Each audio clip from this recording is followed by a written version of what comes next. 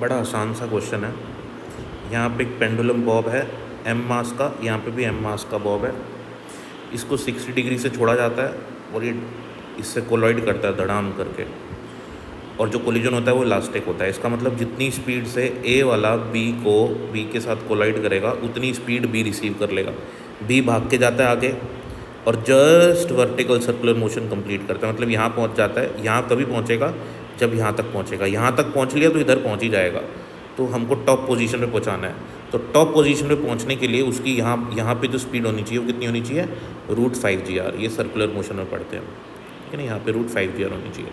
तो अब मुझे क्या करना है, यहाँ से कितनी स्पीड से चला वो ये पता लगा लेना है। तो देखो, सबसे पहले अपन क्या करते हैं कि ये वाला बॉब कितनी हाइट पे है ये पता लगाते हैं। ये दी हुई है अपन को लेंथ वायर की 1 मीटर, ठीक है। ये टोटल लेंथ ये जो है 1 मीटर के बराबर है, यही L के बराबर है, ठीक है। गिवन है क्वेश्चन में। तो ये 1 मीटर है, ये 60 डिग्री है, तो ये कितना हो जाएगा? पाइथागोरस से L cos 60 हो जाएगा। तो ये पूरा अगर L है, ये L cos 60 है, तो ये हाइट कितनी हो जाएगी ग्राउंड से? L minus L cos 60। यानी कि अभी ये जो बॉब है अपना A वाला, ये ग्राउंड से इतनी हाइट पे है, L माइनस L cos 60 पे। तो L को कॉमन ले लूँ तो लिख सकता हूँ L into 1 minus cos 60, cos 60 1/2, L 1। तो सॉल्व करेंगे 1/2 मीटर्स, यानी कि ½ मीटर ऊंचाई पे है ये, ठीक है।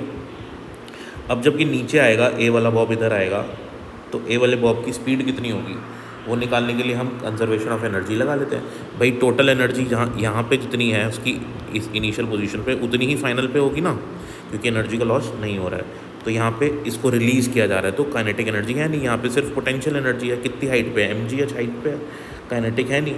और यहाँ नीचे आ गया, जब ये नीचे आ जाएगा B वाला स्फेयर, तो पोटेंशियल 0 हो जाएगी और सिर्फ काइनेटिक रह जाएगी ½ mv²। तो दोनों को इक्वेट करेंगे, m से m कैंसिल होगा तो v आ जाएगा √2gh।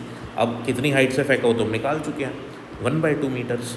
सॉल्व करेंगे तो a की यहाँ पे जब वो पहुँच जाएगा जब a यहाँ पे पहुँच गया तो a की स्पीड कितनी होगी? √10। और जैसे ही a b से कोलाइड करेगा b भी सेम स्पीड एक्वायर कर लेगा, क्योंकि दोनों का मास सेम, कोलिजन इलास्टिक हो रहा है, तो b भी वापस से सेम स्पीड एक्वायर कर लेगा √10।